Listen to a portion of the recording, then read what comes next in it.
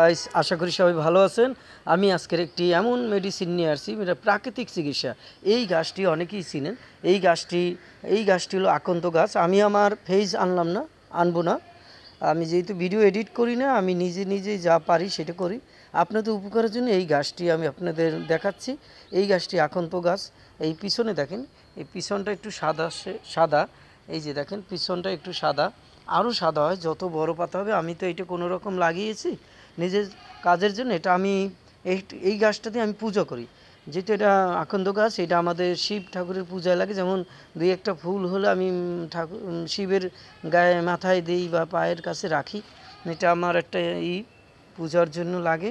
তো আপনাদের আমি ভিডিওটি করেছি এই কারণে, আপনাদের আমার এই মানব সেবার জন্য এই গাছটি উপকারী। তো আপনারা বেশিরভাগই যারা ইয়ং জেনারেশন, যারা মাঠে ঘাটে বিভিন্নভাবে আপনারা আঘাত পান, চোট পান, নখে চিকা হয়। যেমন ফুটবল খেলতে গেলেও কিন্তু কাদা বা প্যাক, এগুলি পায়ের ভিতরে ময়লা ঢুকে প্যাক হয়, গন্ধ আসে, বা নখের কোনায় ব্যথা আসে। এই ব্যথা নির্মূল 100% আপনার থাকবে না, কমে যাবে। তো এই ক্ষেত্রে আমি এই ভিডিওটি করতেছি। আপনার এই আকন্দ গাছের একটি টিপস বা চিকিৎসা। এইটা দেখেন, আমি আকন্দ গাছটাকে ছিঁড়বো। ঈশ্বর আমাকে ক্ষমা করো, আমি গাছটা ছিঁড়তেছি, একটা পাকা পাতায় ছিঁড়ি। দেখেন, এইটা ব্যবহার করবেন আপনি খুবই কীভাবে বলি, এইটা ব্যবহার করবেন আপনার সাথে সাথে। যেমন ব্যবহার করার নিয়ম কানুন বলি। আমি এই ভিডিওটা করতেছি এখন দুপুরবেলা। তো আপনার ভিডিওটি আপনার দেখানোর জন্য, সবার শেখানোর জন্য আমি এটা দেখাচ্ছি। এটা সকালবেলা বাসি যখন থাকবেন, বাসি পায়ে কখনো জল দিবেন না বা পা ভিজাবেন না। সেই অবস্থায় আপনি এরকম জাস্ট একটা কাছে গিয়ে গাছের কাছে বলবেন আমার উপকারে আসে বলে, হে গাছ আমার উপকারে আসে বলে আপনি গাছটা এইভাবে ছিঁড়ে নেবেন। ছিঁড়ে দেখেন, আমি ছিঁড়ছি, ক্ষমা কর ঈশ্বর। আমি একটু এই যে দেখেন একটু কষ আছে, এই দেখেন আমার অলরেডি দুধের মতন কষ। ওই যে দেখেন, এই কষটাই আমি, বড় যত পাতা হবে অতই কষটা একটু বেশি বের হবে। আমি এই আমার নখ আছে দেখেন, পায়ের নখ, এই পায়ের নখে আমি জাস্ট দিয়ে দেবো। এই যে চিকায় দিয়ে দিছি, ঈশ্বর ক্ষমা করো। এই যে মানুষের সেবার জন্য আমি এই ভিডিওটি করতেছি। এইটাই দেখেন, এই যে কষটা, ওই যে দিয়েছি আমি কষটা, ঝুম করে দেখাচ্ছি। এই যে একটু কষ্ট করে দেখবেন, ওই যে কষটা কিন্তু আমি ফুল পুশ করতে পারিনি এখানে। যাই হোক, এটা আপনাকে দেখানোর জন্য।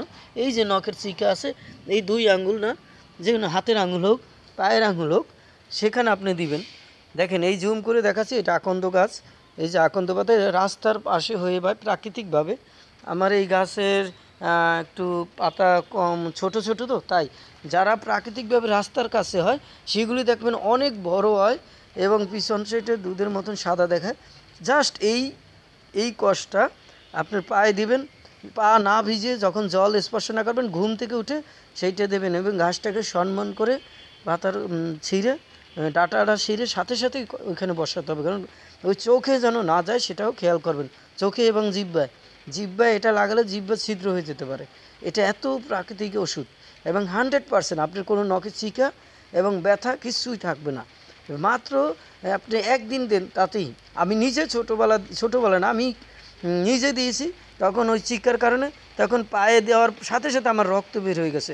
রক্ত বের হয়েছে কোনটা, যেটা আপনার প্রয়োজন একটা রক্ত ছিল, সেই রক্তটা বের হয়ে গেছে। তো ভিডিওটি আর বড় করবো না। আমি আমার এইটার যে চিকিৎসা করে আমি উপকৃত হয়েছি।